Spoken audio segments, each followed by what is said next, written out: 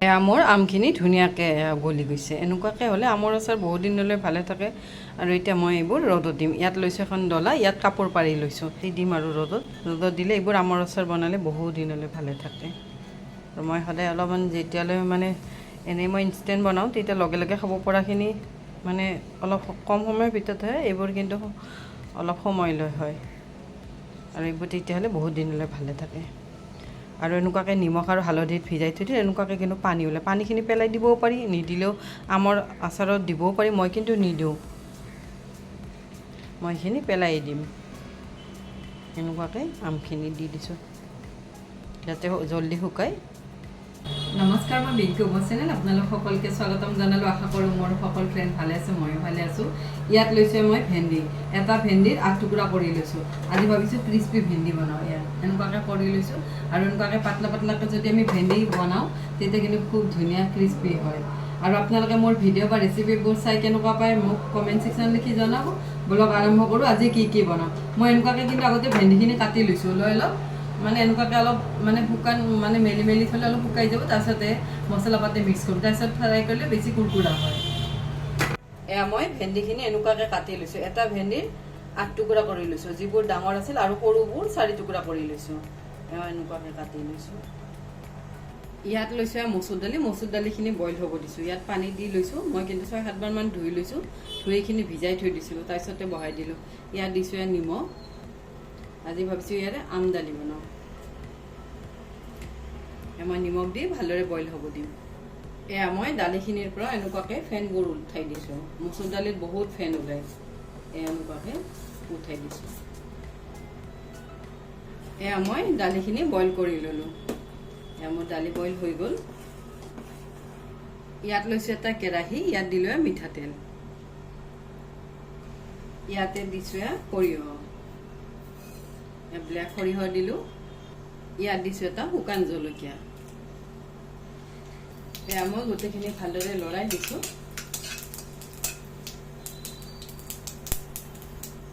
ইয়াতে মই লৈছোঁ আম মই কিন্তু এফাল লৈছোঁ। মোৰ আমটো বহুত টেঙা, সেইবাবে এফাল লৈছোঁ। লৈ মই ইয়াতে দি দিলোঁ। এয়া মই আমখিনি অলপমান লৰাই দিছোঁ। লৰাই ইয়াতে মই দিলোঁ অলপ নিমখ মই দালি সিদ্ধ কৰোঁতে দিছোঁ, সেইবাবে অলপ কমকৈ দিছোঁ। আৰু ইয়াতে দিলোঁ হালধি পাউডাৰ দি গোটেইখিনি ভালদৰে আকৌ অলপ লৰাই দিছোঁ।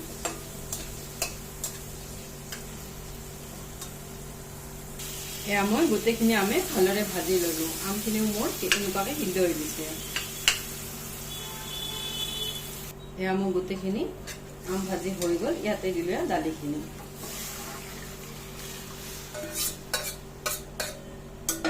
দালিখিনি দি ভালদৰে বইল তুলি ল'ম।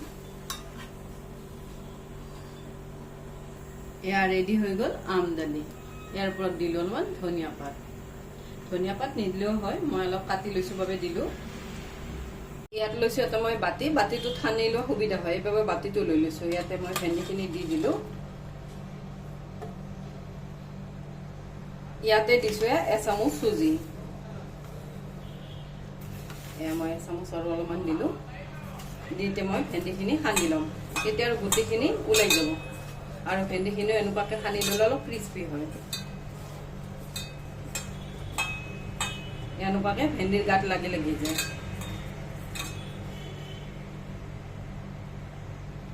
ইয়াতে দিছোঁ হালধি পাউডাৰ। ইয়াতে দিছোঁ ধনিয়া পাউডাৰ। ইয়াতে দিছোঁ ৰঙা জলকীয়া পাউডাৰ। জলকীয়াটো আপোনালোকে যিমান খায় সিমান দিব, মই অলপ কমকৈ দিছোঁ। ইয়াতে মই লৈছোঁ অলপ চাট মছলা। ইয়াতে কিন্তু আমচুৰ পাউডাৰো দিব পাৰি, মই চাট মছলা দিছোঁ। ইয়াত দিলোঁ এচামুচ। এয়া মই গোটেইখিনি ভেন্দিয়ে এতিয়া ভালদৰে সানি লওঁ।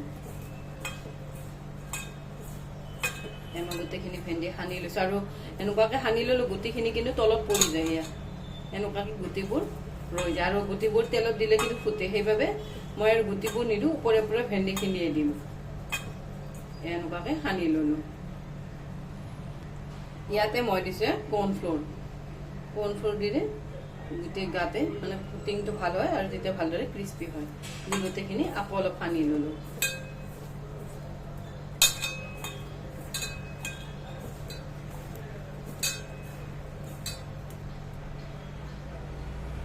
ইয়াত দিছোঁ এচামুচ বেচন। বেচনৰ সলনি ময়দা দিব পাৰি, মই বেচন দিছোঁ। ইয়াতে মই দিছোঁ সোৱাদ অনুসৰি নিমখ। নিমখটো কিন্তু মই এতিয়া দিলোঁ, আগত দিয়া নাছিলোঁ। দি গোটেইখিনি ভালদৰে আকৌ অলপ সানি লৈছোঁ। মই গোটেইখিনি সানি ল'লোঁ। এনেকুৱাকৈ কিন্তু কোটিং হৈ যায়।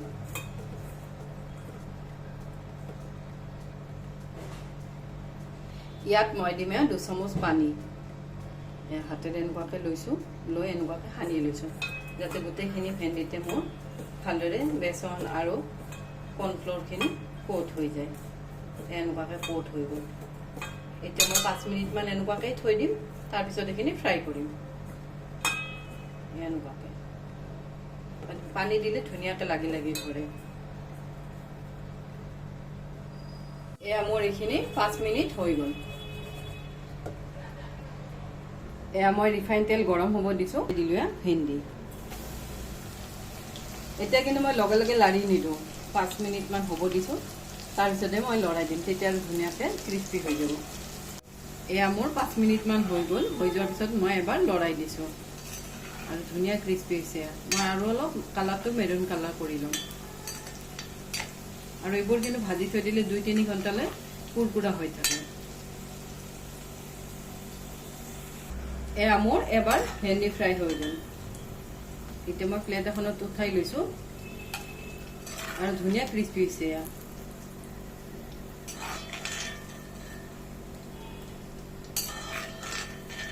মাজে সময়ে ভেন্দি এনেকুৱাকৈ খাই ভাল লাগে।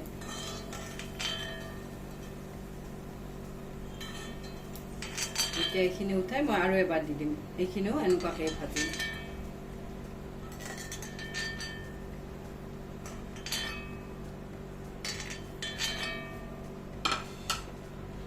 মই আৰু এবাৰ দি দিছোঁ।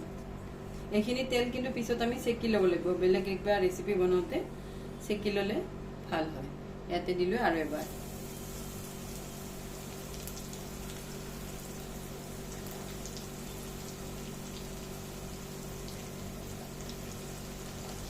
মই গোটেইখিনিয়ে দি দিলোঁ।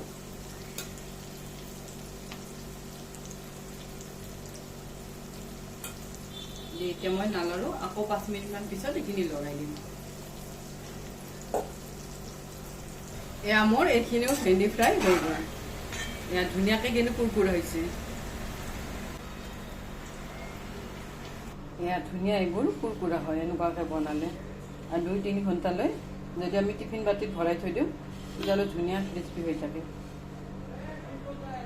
ইয়াত মই লৈছোঁ ব্লেক কালাৰৰ তিল, আৰু ইয়াত লৈছোঁ নহৰু। ইয়াত দিলোঁ নহৰু। ইয়াত লৈছোঁ জলকীয়া। জলকীয়াটো মই অলপ বেছিকৈ দিছোঁ। দি এইখিনি মই অলপ পানী দি মিহিকৈ পেষ্ট কৰি ল'ম। এয়া মই এইখিনি বটি ল'লোঁ। ইয়াত লৈছোঁ এটা মই তিয়ঁহ। তিয়ঁহটো এনেকুৱাকৈ কাটি লওঁ সৰুকৈ। এইবোৰ কিন্তু ৰুকি ল'লে পানী পানী উঠি যায় চাটনিত। মই আজি এনেকুৱাকৈ কাটি লৈছোঁ সৰুকৈ। আৰু এই তিলৰ লগত চাটনিটো খুব টেষ্টি হয়। এনেকুৱাকৈ সৰুকৈ কাটি লওঁ গোটেইটো তিয়ঁহে।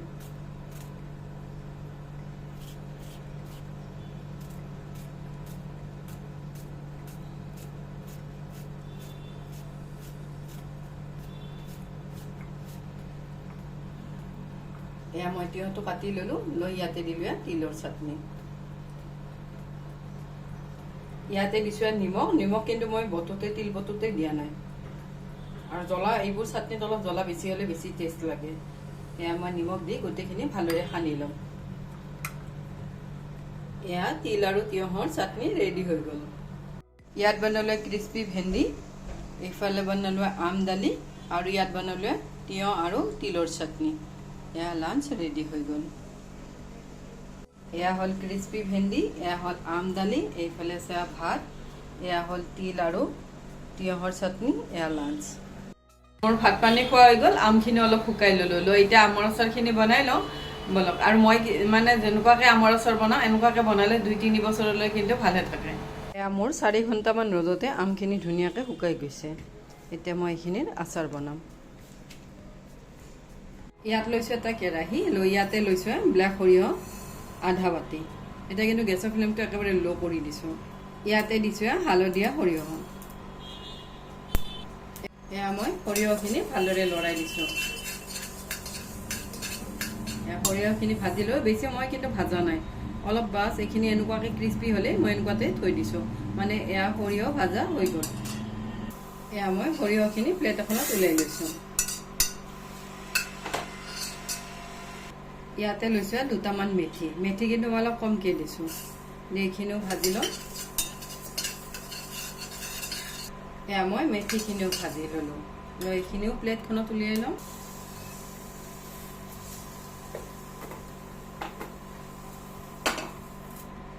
ইয়াতে দিলে ধনিয়া, এয়া গোটা ধনিয়া। ইয়াতে দিছোঁ অলপ জিৰা।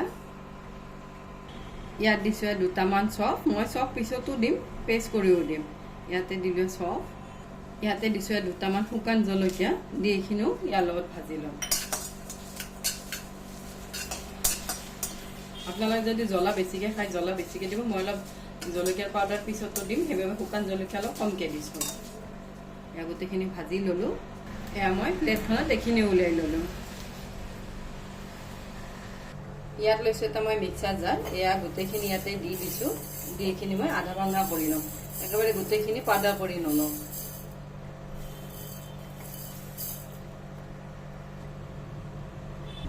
ইয়াতে মই দিলোঁ তেল, তেল মই ইয়াত 1 কাপ লৈছোঁ। দি তেলখিনি ভালদৰে গৰম হ'ব দিছোঁ।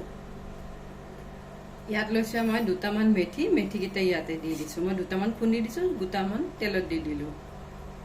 ইয়াত দিলোঁ কালজিৰা,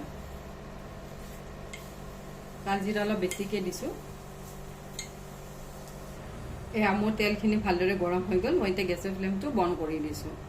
ইয়াতে দিছোঁ হালধি পাউডাৰ, ইয়াতে দিছোঁ ৰঙা জলকীয়া পাউডাৰ,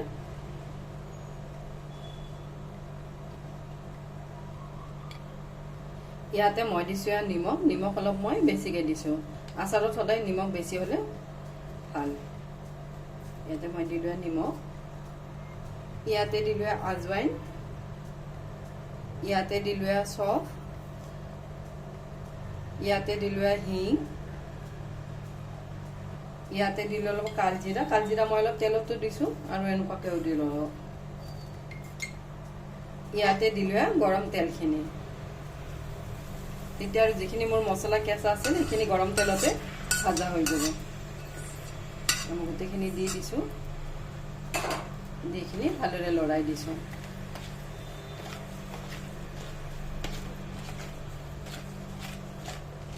লৰাইখিনি মই 5 মিনিটমান থৈ দিম।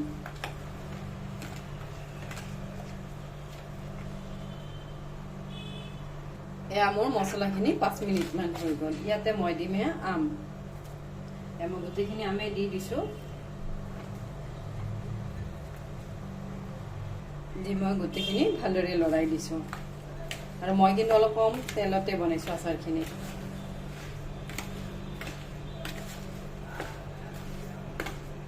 মই গোটেইখিনি ভালদৰে লৰাই দিছোঁ।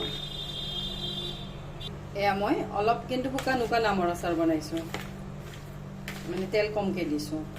আৰু এতিয়া কিন্তু মই 2-3 দিনমান ৰ'দত দিম, তাৰপিছতে কিন্তু এইখিনি খাব পৰা হ'ব। কাৰণ কি মই 2 দিনমান আকৌ ভিজাই থৈ দিছোঁ নিমখ পানীত। আকৌ যদি আমি অলপ ৰ'দত দিওঁ তেতিয়া আৰু বেছি ভাল হ'ব আচাৰখিনি। মই যদি 2 দিনমান ৰ'দত দিওঁ, এনেই 1 পিচ মই খাই চাইছোঁ, নিমখটো ঠিকে আছে, কিন্তু 2 দিনমান ৰ'দত দিলে আৰু ধুনীয়া হ'ব আমৰ আচাৰখিনি। এয়া ৰেডি হৈ গ'ল আমৰ আচাৰ। আৰু যদি আপোনালোকে বিচাৰে অলপ তেল বেছিকৈ দিওঁ, তেতিয়া ইয়াতে গৰম তেল 1 চামুচ বা 2 চামুচমান গৰম কৰি দিবও পাৰে। মই কিন্তু অলপ কম তেলতে বনালোঁ। এয়া মোৰ ৰেডি হৈ গ'ল আমৰ আচাৰ। এয়া মই 2-3 দিনমান ৰ'দত দিম, তাৰপিছত আপোনালোকক আৰু দেখুৱাম কেনেকুৱা হয় আমৰ আচাৰ। এনেকুৱাকৈ কম তেলত মানে বনালে আমৰ আচাৰ কিন্তু ৰ'দত দিব লাগে। আৰু যদি তেল বেছিকৈ দিওঁ তেতিয়া ৰ'দত কমকৈ দিলেও হয়। এনেকুৱাকৈ বনালে অলপ ৰ'দত দিলে বেছি ভাল হয়। এয়া ৰেডি হৈ গ'ল আমৰ আচাৰ। এয়া মোৰ আমৰ আচাৰ ৰেডি হৈ গ'ল। আৰু এনেকুৱাকৈ বনাই থৈ দিলে বহু দিনলৈ ভালে থাকে, খায়ো ভাল লাগে। তেল কিন্তু মই কমকৈ দিছোঁ। আৰু আজিৰ ৰেচিপি হওক, আজিৰ ভিডিঅ' হওক, কেনেকুৱা পালে মোক কমেণ্ট ছেকশ্যনত লিখি জনাব। আজিৰ বাবে আহোঁ, থেংক ইউ, বাই।